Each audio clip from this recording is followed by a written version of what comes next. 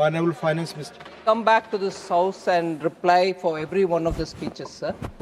But because an absolutely incorrect statement has been made by a very senior advocate of the Supreme Court, I just want to say one thing. I will reply. She has the right to Manya speak. Digvijay Singh, bet karke, he targets a lot of comments on me, but I want to tell him he's a very senior member. You are not, so please, if he is allowed please to sit and give commentary, I'm allowed to stand if you permit me to say a commentary, no? So, Honorable Member Wilson, among many other things that he read out rather than spoke, one thing stood out for me, sir. Tamil Nadu has no new projects given. Absolutely wrong. I'll just count at the tip of my finger 4 things readily. What is the rare earth corridor? Is it not going to Tamil Nadu? Yes. Every district to get one girls' hostel is not for Tamil Nadu. Fishermen getting a benefit to go into the deep sea and also their products to be treated as an export if they go from the high sea to any other destination is not going to benefit Tamil Nadu. The coconut scheme is not going to benefit farmers in Tamil Nadu who are keeping coconut trees. And also the allied health, a related thing where we are saying a medical hub can be created on a challenge mode. Tamil Nadu can bid for it and they won't get it, sir. So I've just sort of off the cuff said a few things. Sweeping statements like this without any basis link with the budget which has been presented only 8 days ago is not right at all. Thank you. Chief Minister, Mr. Udayanidhi Stalin has been reminding the BJP for the last 5 years that Madurai AIMS has not been completed and AIMS Madurai classrooms are operating from Ramnath districts. It looks like first batch of students graduating from Madurai AIMS would graduate without even looking at their campus. Spending on the health is not charity. You are investing in your citizens and the country will reap the benefits. Education and youth are mentioned, but where are the jobs? Youth unemployment remains high and internships are offered without any guarantee for employment. You promised 2 crore jobs which created every year. It has been 12 years. Where are 24 crore jobs created? You promised doubling farmer income, but you did nothing to increase this. Increase in inequality with top 1% holding 40% wealth. Sir, this budget on social welfare and the previous year budgets have shown an alarming neglect for the social welfare sectors. One thing is low allocations of even worse is the terribly low utilization of allocated funds. This budget has allocated 18% of expenditure to the social sector. Taken as a share of GDP, the social sector has received 2.5% lower than 2014-15 when this NDA government presented its first budget. In 2024 and 25, the latest year for which the actual spending data are available, social sector spending fell to an all-time low in a decade of 17% of total expenditure with only rupees 7.7 lakh crores spent. The Ministry of Labour and Employment, which funds social security schemes for workers, such as pensions for the industrial workers, unorganized workers under the Pradhan Mantri Shram Yogi Mandan, and also for shopkeepers, retail traders, and self-employment person under the Pradhan Mantri Karam Yogi Madan, spent just over half of this budget.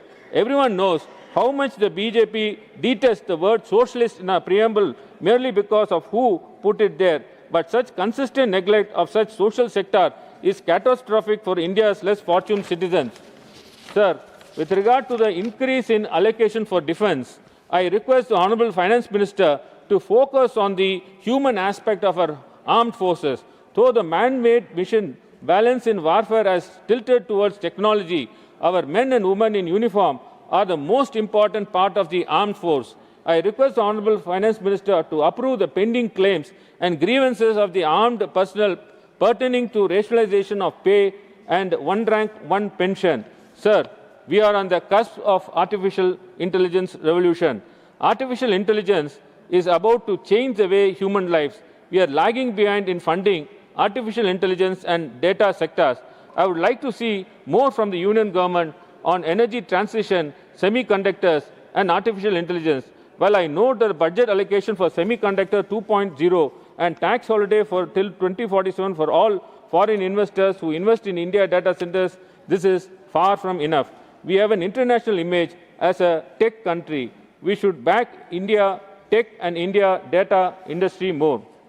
Sir, I am also pained to note the policy allocation of 4,000 crores to Law and Justice Ministry. At the same time, Government is spending rupees 2 lakh crores on Mumbai-Ahmedabad bullet train. Sir, establishing and spending on courts is not a luxury. It is a fundamental need to preserve a democratic system of government with rule of law at its heart. Access to speedy justice is a fundamental right.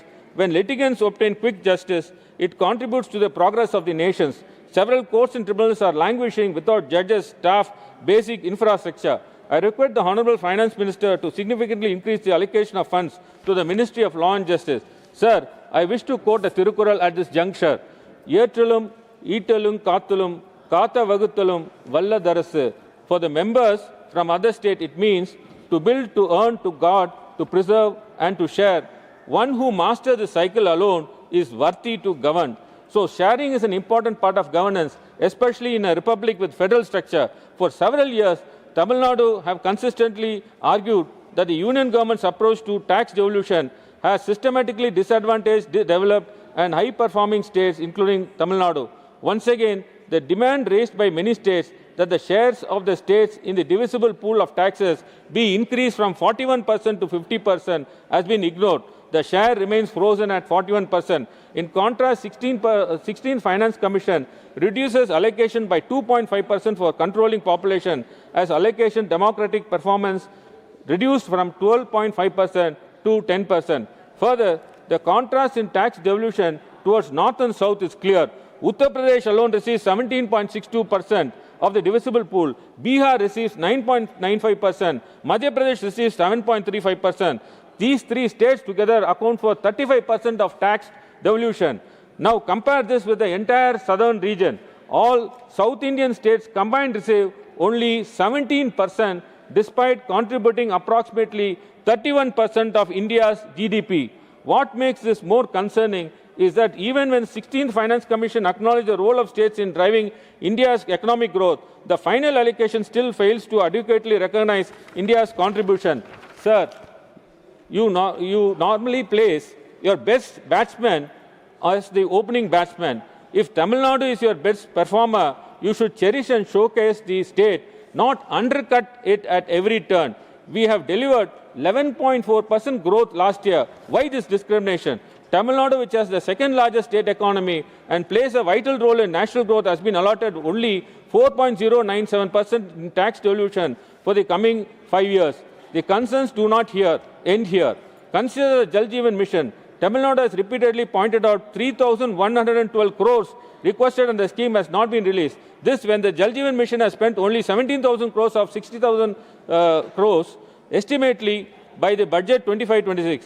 So the union is allocating the funds on paper just to give a media bite that such a large sum has been allocated, but it is not spent and more importantly, not devolved to the states. Even more troubling is a sharp reduction in the national allocation from 67,000 crore in the budget estimates to only 17,000 crore in the revised estimates.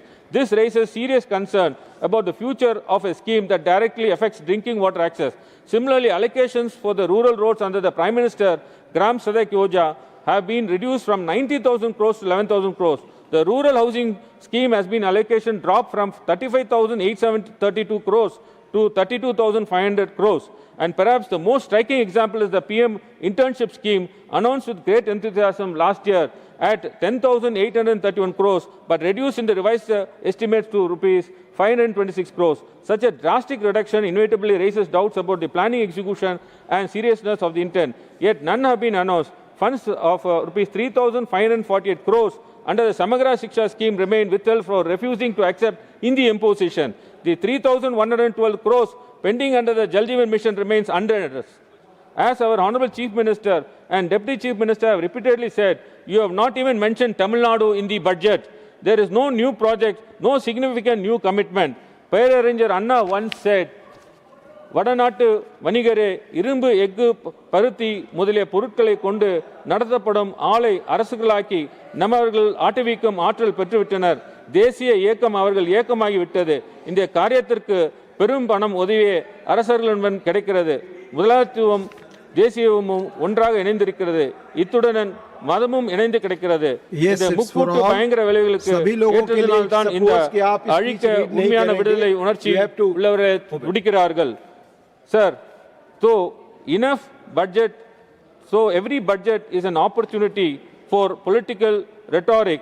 The budget itself should be a fair, impartial document in keeping with the constitutional ethos. Under the BJP, the union budget has become a political tool to punish the states that do not elect the NDA and reward states with NDA. Such a misuse of the budget is disastrous for the country. If Article 14 of the Constitution is applied to the present budget, it will be quashed in a moment, as it is highly discriminatory in terms of allocation. Madam, what you give to Tamil Nadu will come back to you. Since you have not given anything, nothing will come back to you. Sir, Tamil Nadu is a jewel on the India's crown. We are your best performing state. We have just crossed Pakistan GDP. So, through this August House, I call upon the Honorable Prime Minister and Honorable Finance Minister to be fair to the Tamil Nadu. Thank you very much.